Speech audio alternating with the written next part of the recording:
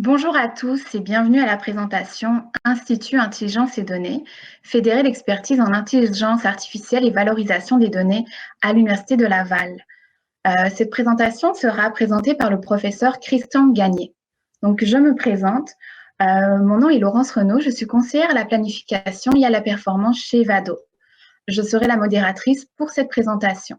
Tout d'abord, quelques mentions. Le temps est très précieux aujourd'hui puisque les présentations s'enchaîneront, alors ne m'en veuillez pas lorsqu'il restera 2 minutes ou qu'il s'agira de la dernière question posée. Pour les présentations, vous remarquerez que le chat se trouve à droite en bas de l'écran et c'est là où vous pourrez poser vos questions. Nous vous demandons d'utiliser l'onglet questions pour celui-ci. Nous vous conseillons par ailleurs de les écrire tout au long de la présentation. Ce qui m'amène aussi à spécifier qu'il n'y a pas d'option d'interaction audio avec la plateforme. La manière d'interagir est par le chat et je rapporterai vos questions aux présentateurs à la fin de leur présentation. Aussi, toutes les présentations sont enregistrées, seront disponibles sur la plateforme à la fin de la journée. Maintenant, laissez-moi vous présenter le conférencier. Donc, Christian Gagné est professeur au département de génie électrique et de génie informatique de l'Université Laval depuis 2008. Il est le directeur de l'Institut Intelligence et Données de l'Université Laval.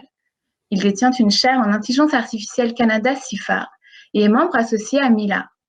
Il est également membre du laboratoire de vision et systèmes numériques, une composante du centre de recherche en robotique, vision et intelligence machine, ainsi que du centre de recherche en données massives de l'Université Laval.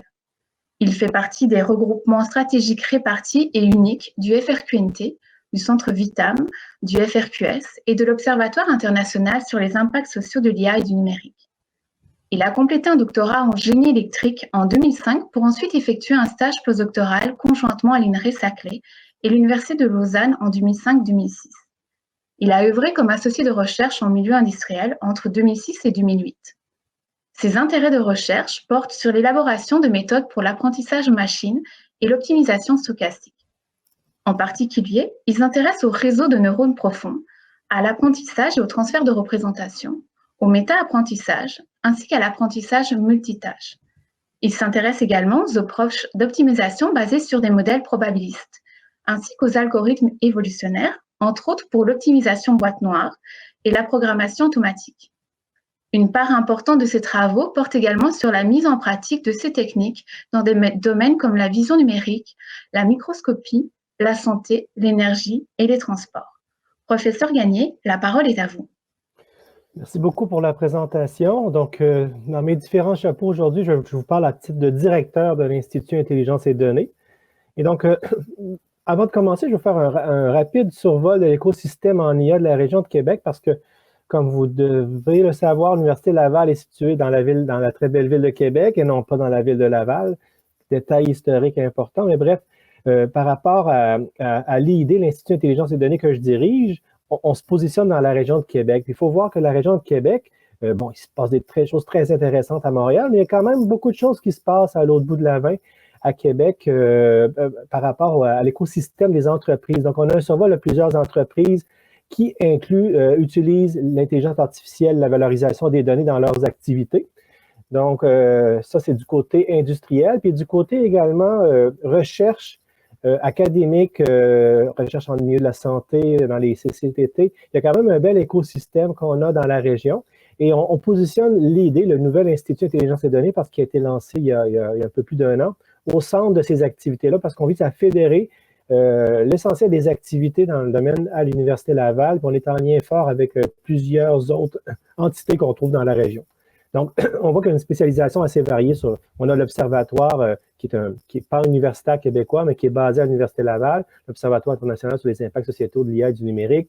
On a plusieurs centres de recherche en santé. On a des forces au niveau des ressources naturelles, de l'eau, les données de la santé, l'infrastructure, l'industrie. Bref, c'est quand même très riche.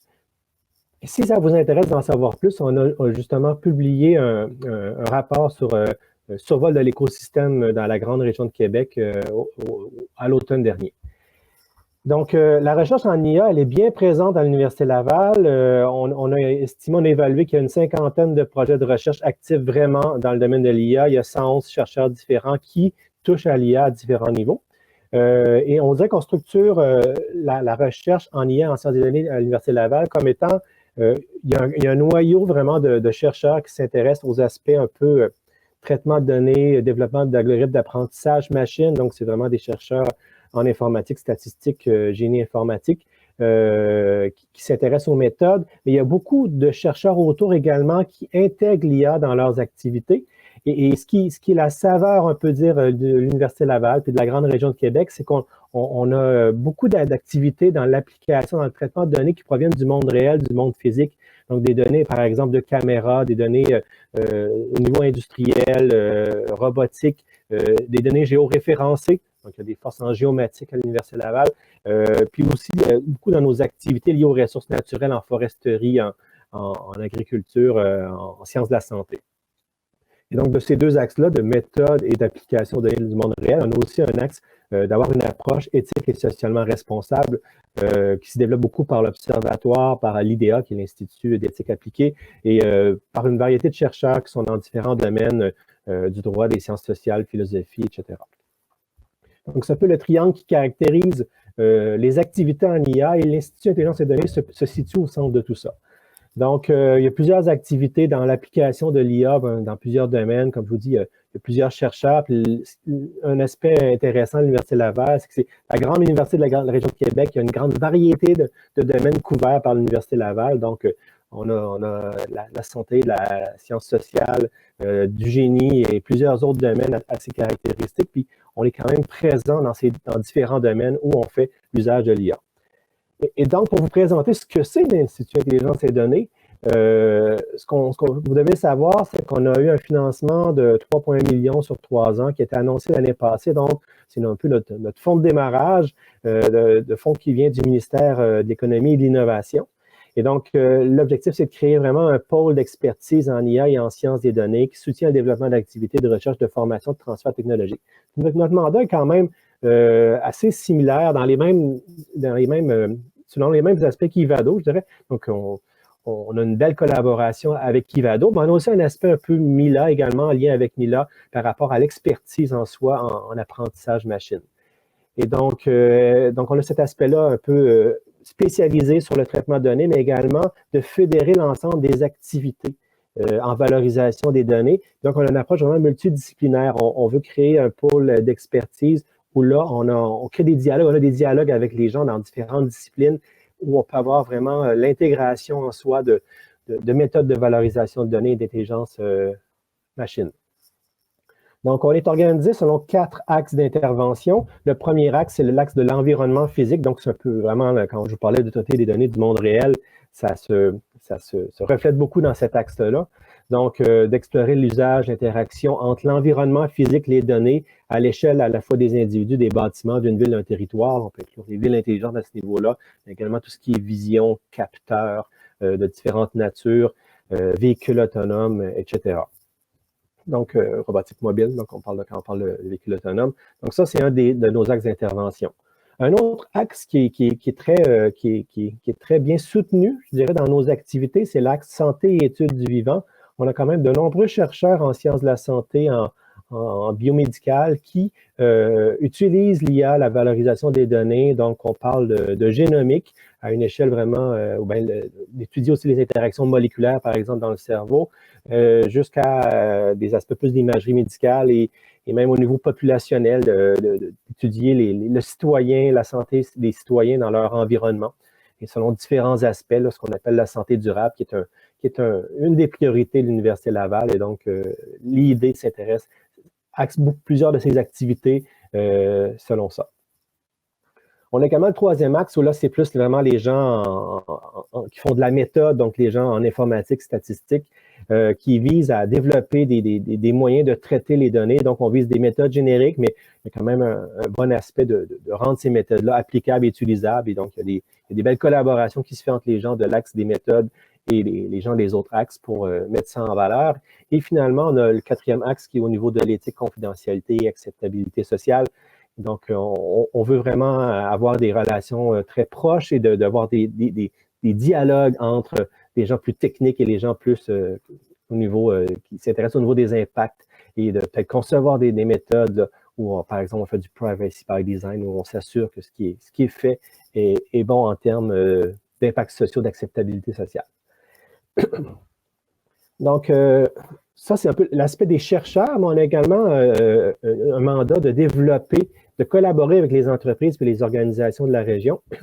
Donc, on a tout un offre de stage en entreprise, puis entre autres, à l'ID, on est en charge du programme de maîtrise professionnelle en informatique et intelligence artificielle, où là, c'est vraiment une maîtrise professionnelle qui vise à l'application. Puis on a de nombreux stagiaires qui vont dans les entreprises, qui aident à transmettre un peu, à se former, mais également à amener à ce que la connaissance, l'expertise se diffuse à plus grande échelle dans la grande région. On a aussi un programme d'accompagnement où là, les entreprises peuvent venir nous voir pour pouvoir faire un virage vers l'IA, l'intégrer ou de le développer dans certains projets. Puis on est également responsable de l'animation du site d'innovation encore 5G, donc sur l'intégration de la 5G et le développement d'utilisation autour de la 5G. Je vais vous faire, pour la suite de ma présentation, le survol de 3 projets structurants. Donc, on a plusieurs activités au niveau du campus, mais on a décidé de s'attarder sur 3 grands projets qui sont quand même d'une bonne ampleur. Donc, c'est des projets collaboratifs qu'on dit chapeautés par l'ID. Donc, à la base, quand même, c'est les chercheurs qui pilotent ce projet-là, mais nous, à l'ID, on a quand même un rôle d'aider à structurer, à avoir un peu le personnel qui est en mesure de faire en sorte que ces projets-là fonctionnent et que les chercheurs se concentrent sur la recherche. Donc, ces projets d'envergure-là, c'est des projets qui ont un esprit résolument interdisciplinaire, multidisciplinaire. Donc, on a quand même des grandes équipes avec des chercheurs qui sont en apprentissage machine, en valorisation des données, en sciences des données, mais également plusieurs autres chercheurs et partenaires qui visent à intégrer ça dans leurs activités. Le premier projet qui est fait, on va dire, qui émerge de Ivado, du CRIAC, là, donc consortium sur l'industrie aéronautique, c'est le projet DEAL. Donc, le projet DEAL qui est Dependable and Explainable Learning, c'est l'idée d'intégrer l'IA dans les systèmes embarqués d'aéronefs, donc de faire un IA pour les systèmes de transport. Et donc ça, il y a 2 pendants. Il y a le pendant québécois, mais aussi un pendant français. Et comme je dis, c'est le CRIAC, l'Ivado, qui a quand même développé ça. Puis nous, l'idée, on s'insère là-dedans. Et entre autres parce que la tête scientifique est à Québec, est en partie à Québec. Donc, François Laviolette est un co-lead avec également une tête, là, Giulio, à Polytechnique Montréal. Donc, il y a quand même du personnel dans DEAL qui sont associés à l'idée, qui font la coordination du projet, parce que c'est quand même un vaste projet de R&D collaboratif dans le domaine de l'aérospatial. C'était lancé en septembre dernier. Donc, officiellement, c'est un projet de 5 ans qui réunit 4 partenaires industriels, 20 équipes de recherche, 5 universités dans 2 pays, avec un budget de 7,5 millions. Donc, l'objectif, c'est quand même de développer des briques technologiques issues de l'intelligence artificielle qui permettent d'intégrer ces technologies-là dans un environnement où la sécurité est très importante. Donc, en aéronautique, on ne blague pas avec le fait que les systèmes soient robustes, soient sécuritaires, parce qu'on sait que un incident dans un système embarqué en aéronautique pourrait avoir des impacts désastreux. Et donc, toutes les questions de certification, de s'assurer que le système fonctionne tel qu'il doit fonctionner est quand même très importante. Et donc, ça, c'est vraiment l'orientation principale du projet. Donc, comme partenaire, CRIAC Ivado, CRSNG, ministère de l'Économie et de l'Innovation, puis les grandes universités québécoises, CAE, Bombardier, Bell Hélicoptère, Thales. Donc, ça, c'est les grands partenaires de notre projet. C'est organisé selon plusieurs axes. Le premier axe, c'est la robustesse. Donc, la robustesse d'un système est très importante pour qu'il puisse opérer en dehors de ses conditions habituelles pour maintenir un certain niveau de performance. Donc, c'est quand même important que le système puisse fonctionner dans des conditions habituelles et des fois, on pourrait dire inhabituelles également, là. Donc, on veut également avoir des systèmes qui soient interprétables. Donc, pour pouvoir faire que le système soit accepté en termes de développement technologique, puis qu'il y ait une certification, il faut pouvoir interpréter puis analyser le système. Donc, les systèmes totalement en boîte noire, c'est difficile en termes d'interprétabilité, puis c'est tout le temps difficile en termes d'acceptabilité, parce que si on ne sait pas comment il fonctionne, comment est-ce qu'on peut le valider puis s'assurer qu'il n'y aura pas de dérapage en déploiement. Et donc, pour avoir une certaine confiance, il faut être capable de bien l'interpréter et d'aller au-delà de la boîte noire. On a aussi des notions de privacy by design. Donc, on veut s'assurer que l'information, si par exemple on veut faire de l'apprentissage dans un tiers, dans un centre de calcul, si on veut sortir la donnée finalement de son environnement où elle réside, l'environnement sécurisé où elle réside, il faut être capable de le faire en s'assurant que l'information sensible reste sensible, ne soit pas utilisable et c'est pas possible de l'obtenir facilement ou de l'obtenir directement. Donc, c'est toutes des questions qui sont très intéressantes. Et la certifiabilité. Donc, si on veut pouvoir faire en sorte que ces systèmes-là soient certifiés pour l'aéronautique, il y a quand même des questions importantes qu'il faut répondre. Donc, comme deuxième projet maintenant, c'est un projet avec le milieu des assurances, avec la compagnie Intact. Donc, c'est un projet collaboratif qui a été lancé il y a 2-3 ans.